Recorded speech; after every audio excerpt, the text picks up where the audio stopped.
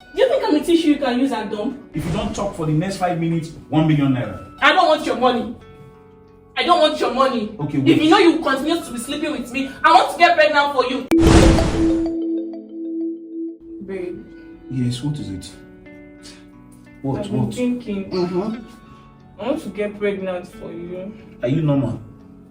What Are do you you alright? mean? What do you mean? Why? Get pregnant for what? When I'm satisfying you enough. I don't understand. What has satisfaction got to do with pregnancy? Okay, if we sleep together, does that mean you should have a child? Hi. I don't understand you. What are you saying? Hold on. We sleep with each other because we love each other. If we make it, does that mean we should make babies? Trying to understand what you're saying now.